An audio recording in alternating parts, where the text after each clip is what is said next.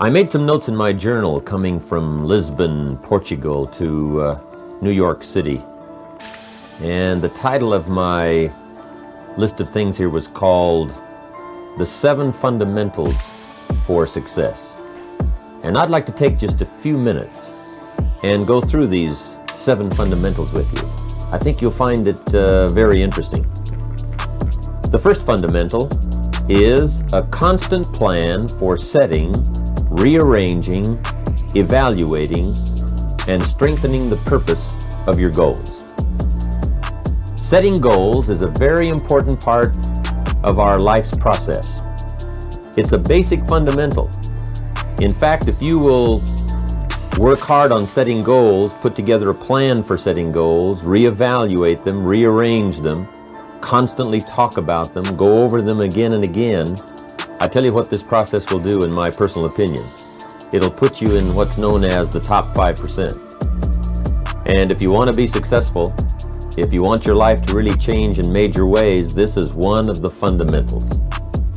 Guess how many people have a constant plan for setting, rearranging, evaluating, and strengthening the purpose of their goals? The answer is very few. In fact, if you will do this, you will become among the few who do, that become the envy of all who watch. So that's number 1 fundamental for success. Get together with your family, your wife, your husband, your children, your business colleagues, and make it one of the major fundamentals in your life. Constantly setting, rearranging, evaluating, and strengthening the purpose of your goals. That's number 1 fundamental for success. Here's number 2. The second fundamental is a clear picture of what you intend to do with your present resources. That's a fundamental. Figuring out a plan of what to do and how to manage your present resources. Most everyone I talk to has already got something. The big question is, what are you doing with it? Most everyone has some time, they have some resources, they have some money, or they have a paycheck, or they have some kind of resources, they have some kind of net worth. The big question is, what are you doing with it? Where are you investing it? Where are you putting it? There's a little simple talk I'm giving now, and it's especially designed for the kids, called The Care and Feeding of the Goose That Lays the Golden Eggs. First of all, you've got to understand about society and about money. You've got to understand how to earn it, where to get it, where it comes from, and the importance of managing it. Kids ought to be taught from the time they're just small what to do with $1. If a child has $1 and goes and spends it, right away they've developed the wrong habits.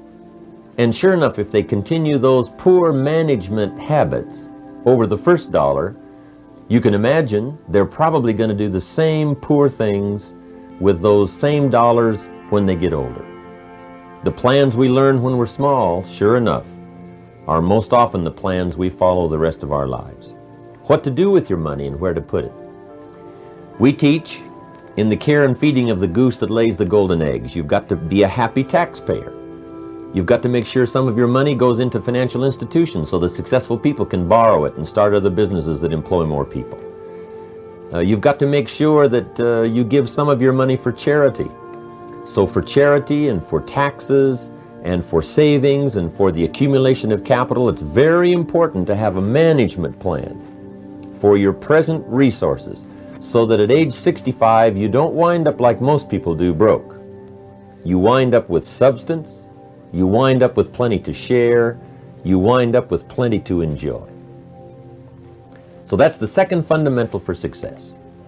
A plan for using all of your present resources wisely. Now here's the third fundamental for success. You need a plan, a detailed plan for the use of your work time. We call it a game plan. Most people try to design tomorrow and next week and next month in their head. They try to just decide what they're going to do. And most people don't even think that far ahead. They think, I have to get up in the morning and go to work, and that's about the extent of it. but a game plan for financial independence, a game plan for your work time, a game plan for your personal time. The family needs a game plan so that you won't miss some of the important things that are helpful to your life and to your success. The kids need a game plan. Mom needs a game plan. Dad needs a game plan. You need a business game plan. You need a game plan for your office. If you're in business, a game plan for your business. A detailed plan for the use of your work time. In the leadership seminar, we talk about how to put together this detailed plan for the day and for the week and for the month. How to stretch out a plan for 6 months and for a year. In doing business around the world, we found that you have to detail the plans in great detail. Otherwise, sure enough, you're going to miss something. So that's the third fundamental for success. And I can promise you that a detailed plan for the use of your work time will put you in the top 5%, because most people don't have one. Now here's the fourth fundamental for success. Number 4 is a consistent plan for the gathering of knowledge. Most people get ideas just spasmodically, or when someone happens to come by, or they just happen to hear someone, or they happen to read a book that might have some ideas that could help to benefit their life.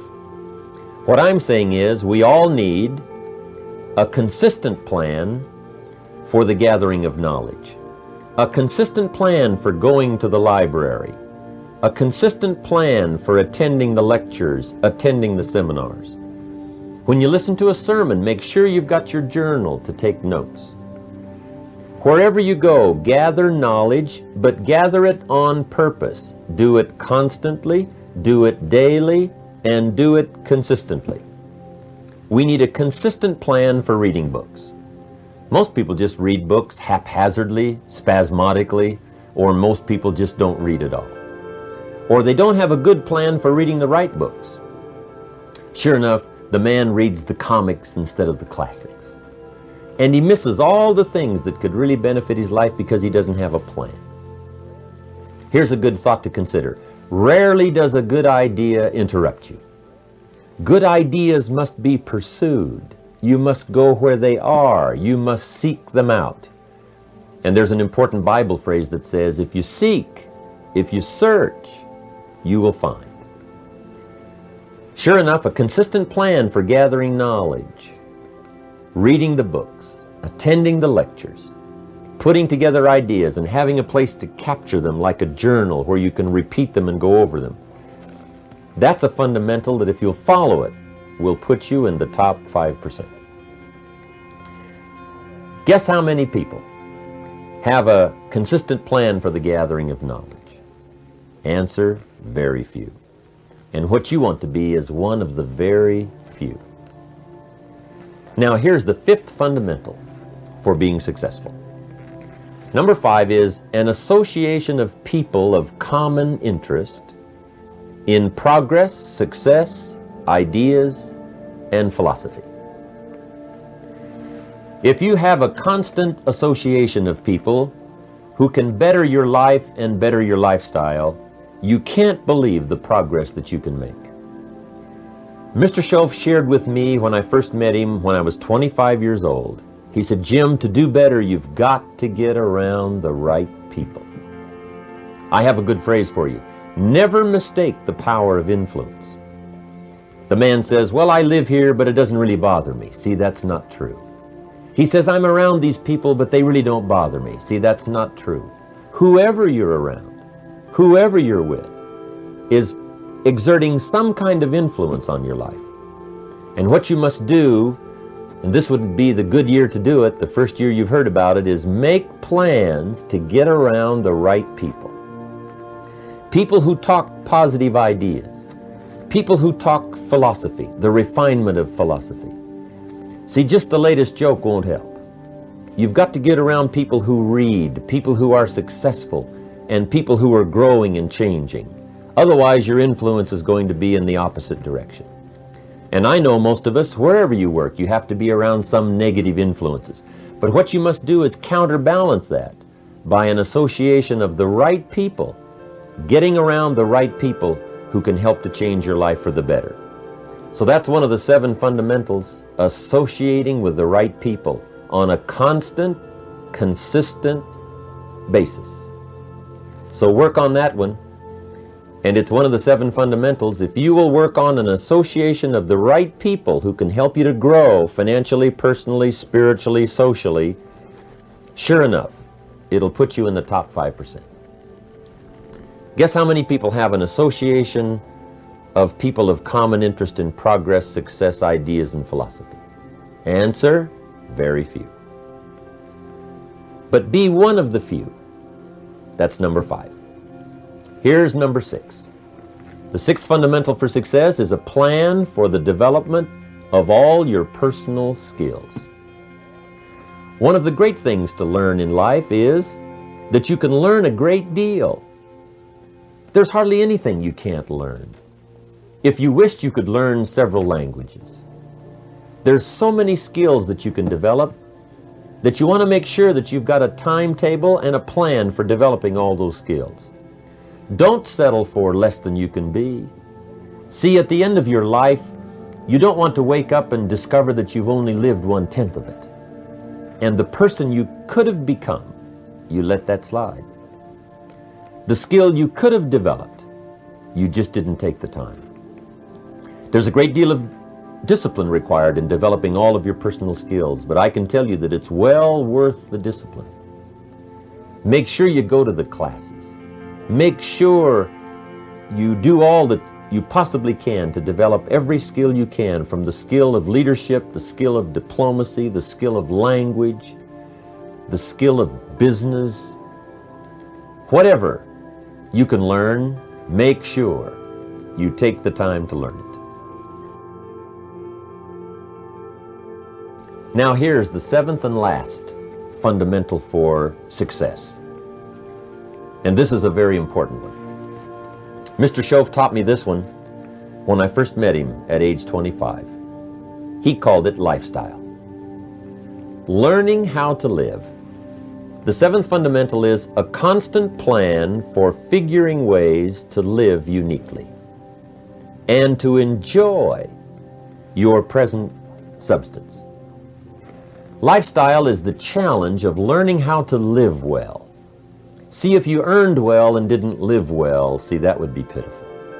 If a man made a great deal of money, but his personality didn't change and his lifestyle didn't change, his uniqueness didn't change, see, that would be pitiful.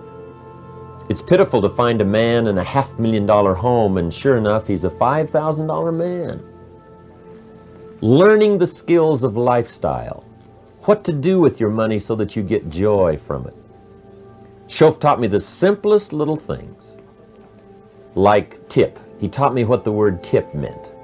I didn't know. I'm from a little farm community. What did I know about tip? He said tip, the word T-I-P, tip, comes from a little phrase called to ensure promptness. And the more I thought about that, then I understood what he meant. If a tip is to ensure promptness, when should you give it? Answer, up front. You don't wait to see whether or not you've gotten good service to decide to tip. You ensure good service. Mr. Shove said to me, sophisticated people make sure they get good service. It's just one of the little things to learn called lifestyle. How to enjoy your family, how to enjoy your money, how to enjoy your time and your substance, how to enjoy your own thoughts, figuring ways to anticipate your family's needs, to do it with joy instead of animosity, to get great delight in the substance you now have. Most people say, if I had more money, I'd be happier.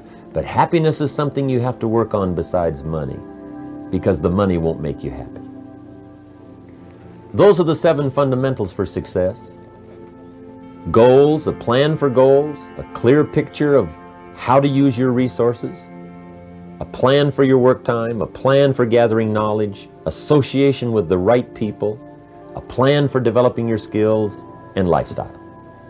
If you'll follow those 7 fundamentals, I can promise you, life will work well for you. I want to thank you for giving me this time to spend with you.